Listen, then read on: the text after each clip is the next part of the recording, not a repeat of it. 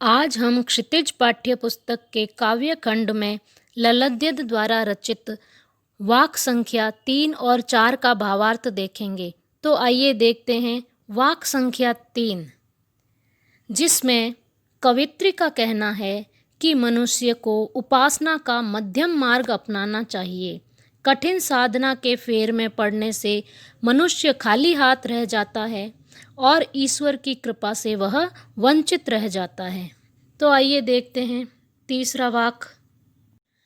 आई सीधी राह से गई न सीधी राह, सुषुम सेतु पर खड़ी थी बीत गया दिन आह। जेब टटोली कौड़ी न पाई, माझी को दूं क्या उतराई। शब्दार्थ देखते हैं, जिसमें प्रथम पंक्ति में कवित्री ने सीधी राह का अर्थ यह बताया है कि मनुष्य जो ईश्वर प्राप्ति का मध्यम मार्ग अपनाता है उसे सीधी राह कहा गया है, और न सीधी राह, जो सीधी राह नहीं है वह है हठ योग साधना। द्वितीय पंक्ति में शब्दार्थ देखते हैं, सुषुम सेतु। सुषुम सेतु का अर्थ हठ योग साधना में जो अलग अलग चक्र होते हैं, जिसमें सुषुम सेतु जो है, सुषुम्ना नाड़ी जो है वह ईड़ा और पिंगला के मध्य स्थित होती है। और हठ योग साधना अत्यंत ही कठिन कार्य होता है। इसमें बहुत ही कठिन कई अलग अलग चक्र पार करने पर फिर ईश्वर की प्राप्ति होती है। बीत गया दिन आह, भावार्थ देखते हैं, आई सीधी राह से गई न सीधी राह। कवित्री कहती है कि कवित्री ने ईश्वर प्राप्ति के लिए मध्यम मार्ग अपनाया था, लेकिन गई न सीधी राह, लेकिन मध्यम मार्ग पर चलते चलते वह हठ योग साधना पर चल पड़ी, जो कि ईश्वर प्राप्ति के लिए बहुत ही कठिन मार्ग है। सुषुम सेतु पर खड़ी थी और उस हठ योग साधना में वह सुषुम्ना नाड़ी को पार करने का प्रयास कर रही, लेकिन उसे ईश्वर की प्राप्ति नहीं हो रही थी। बीत गया दिन आह, बीत गया दिन अर्थात उसके जीवन के जो पल है वो बीत गए, उसका जीवन बीत गया। तो बीत गया दिन आह, उसका जीवन जो है व्यर्थ ही बीत गया।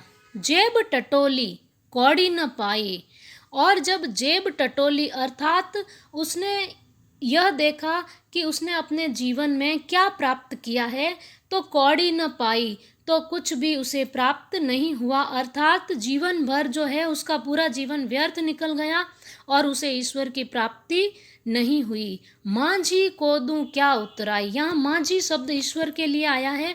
कवित्री कहती है कि उसने जो हठ योग साधना से ईश्वर प्राप्ति का प्रयास किया था, जो उसका व्यर्थ ही चला गया, और अंत समय में जब उसने पूरे जीवन भर का जो लेखा जोखा देखा, तब उसे पता चला कि उसने तो पूरा जीवन व्यर्थ ही बिता दिया और उसे ईश्वर की प्राप्ति नहीं हो पाई, और वो माझी को दूं क्या उतराई, अब वो ईश्वर को देने के लिए उसके पास कुछ भी नहीं है। चौथे वाक में कवित्री एकेश्वरवाद पर बल देते हुए कहती हैं कि हिंदू और मुसलमान अलग न होकर एक ही ईश्वर की संतान है। तो आइए देखते हैं चौथा वाक। थल थल में बसता है शिव ही, भेद न कर क्या हिंदू मुसलमान, ज्ञानी है तो स्वयं को जान, वही है साहिब से पहचान। शब्दार्थ देखते हैं, थल थल में अर्थात हर स्थल पर, कण कण में बसता है शिव ही, शिव का अर्थ ईश्वर। तो कवित्री कहती है कि इस संसार के कण कण में ईश्वर का वास है। भेद न कर क्या हिंदू मुसलमान, कवित्री कहती है मनुष्य को कि इसलिए मनुष्य को हिंदू और मुसलमान में भेदभावपूर्ण नीति नहीं अपनानी चाहिए। ज्ञानी है तो स्वयं को जान, और कवित्री मनुष्य को कहती है कि अगर वास्तव में मनुष्य के भीतर अगर ज्ञान है, अगर मनुष्य वास्तव में ज्ञानी है, तो उसे स्वयं को जानना चाहिए, क्योंकि ईश्वर उसके भीतर ही विद्यमान है। वही है साहिब से पहचान, साहिब शब्द यहाँ ईश्वर के लिए आया है, तो वही है साहिब से पहचान।